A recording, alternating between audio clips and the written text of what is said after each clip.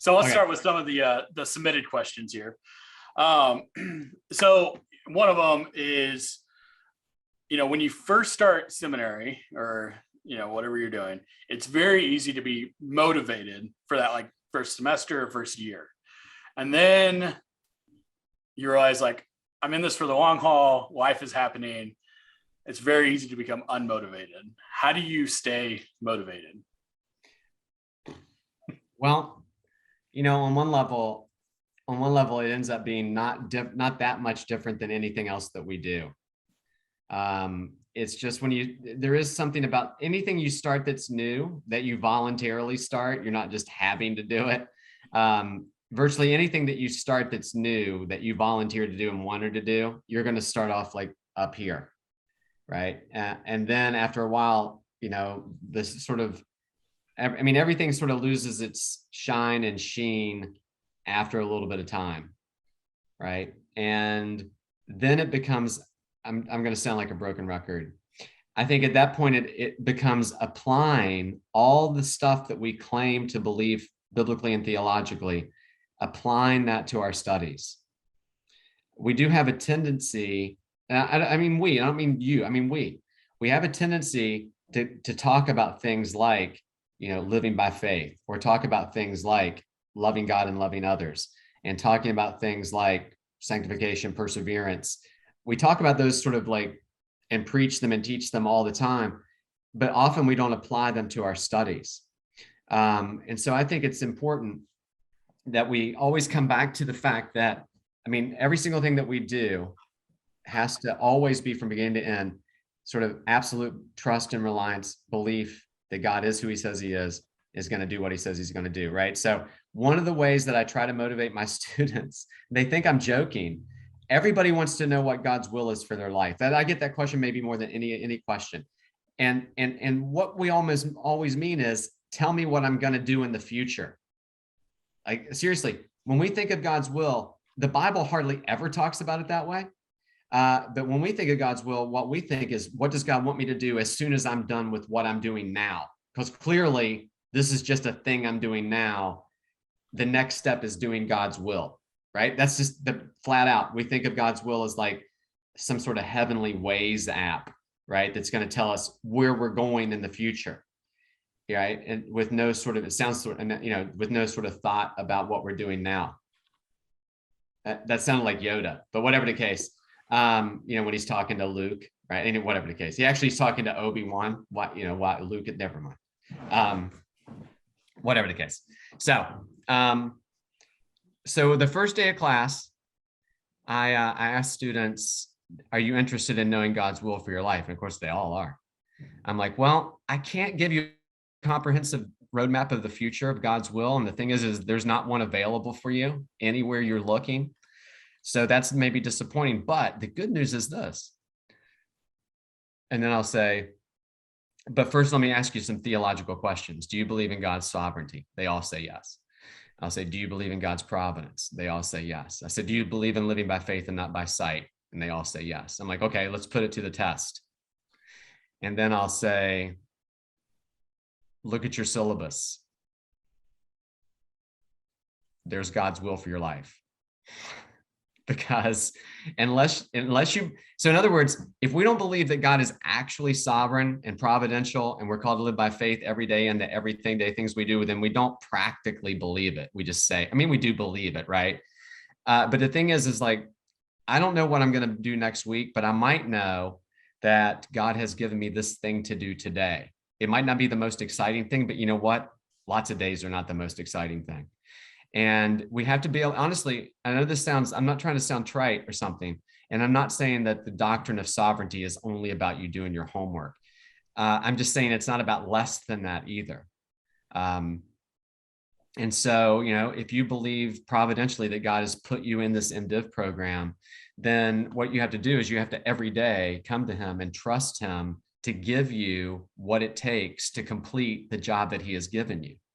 And you have to be able to sort of embrace the work that God gives you to do every day. Because if you really want to know something, if you want to have a glimmer of what your future, if God gives it to you, is going to look like, the best barometer you have is your faithfulness in the day.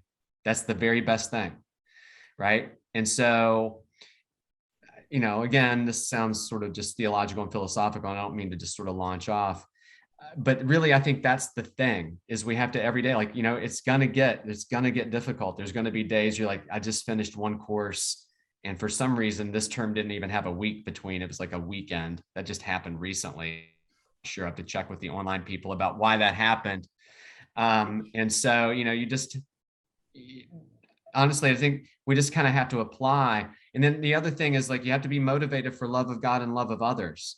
Because if I have like a Monday that's free for me to study, and I don't give myself to that study, well, then maybe Friday, when there was something planned for me to do with my family, I can't pull out of my hat, you know what, I've got all this work to do. I'm trying to train for ministry. I've got to do all this reading. Well, the thing is, what you're basically doing is, like, you, me, all of us, taking the time that we had on Monday, then we wouldn't have to have this knock where now that the people who love us and need us, we have to say to them, and it sounds legit, I'm too busy. Now, some days you are. Let's be really, really honest. There are some days where you have to cancel plans. That just happens, right? That's part of life. But that's not what I'm talking about. And so I think, as much as you can, you have to sort of think about your study. You have to think about your studies the way you tell people, and I'm sure you do, the way you explain to people what the Christian life looks like. You have to just sort of apply that to your everyday life, including your studies.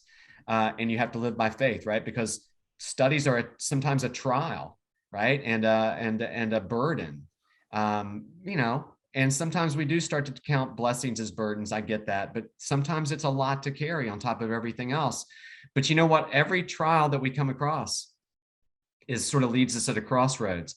And that is whether we're going to trust the God who brought us here, understanding that every trial that happens to us in our life is meant to build perseverance, and perseverance, proven character, and proven character, hope, and hope does not disappoint, because the love of God has been poured out in our hearts through the Spirit, right? So it's Romans 5:5.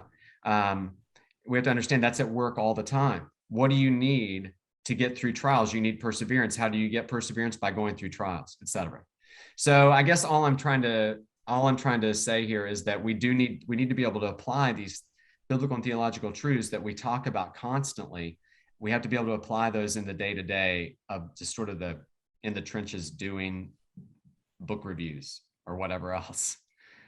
Because when you get out into ministry, that's exactly what you're going to have to do. Every day in ministry is not like a bed where people are talking how great you are, and everything is happy and sunny all the time, always. I'm not saying ministry is horrible. I'm just saying, right? There are days like that. Just, you can talk to any of my missionary friends spread out all over Asia. When they stand in line for 2 days to pay an electric bill for electric that's not going to come on, I promise you, they're not sitting there thinking somebody's going to write a huge biography about me one day standing in this line, right? They didn't sign up to stand in line, but it's sort of part of what they do. Yeah, no, I think that's definitely really helpful.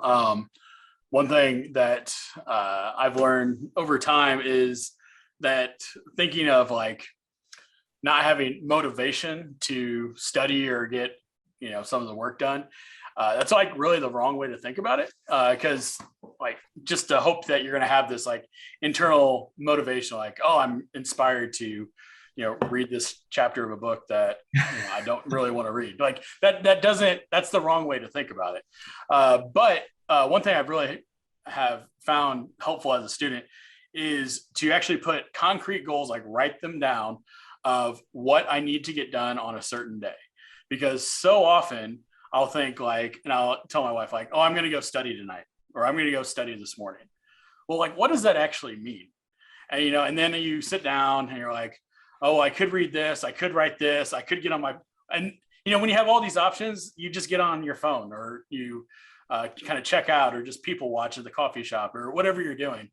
But I found really helpful to actually, okay, so Monday I have this hour, and in this hour, I'm going to read these 25 pages of this book, and then I'm going to write, 2 paragraphs of whatever. And that's all I have to do. And then once I get that done, I'm free to do other things. Sometimes it takes less time, or sometimes it takes, the whole hour. But being honest with yourself about what study time means, or I'm going to go work on this class, or, don't be vague, because when you're vague, that's just a chance to make things take way longer. And the more disciplined you are in like kind of writing things down about like what you're actually going to get done besides like study or read or watch lectures or work on my paper, all those general terms are invitations for distractions. But if you have a specific goal, you can say, I'm putting away my phone, I'm focused on this, and here's what I'm going to get done. And when I'm done, then I can do something else. But Yeah.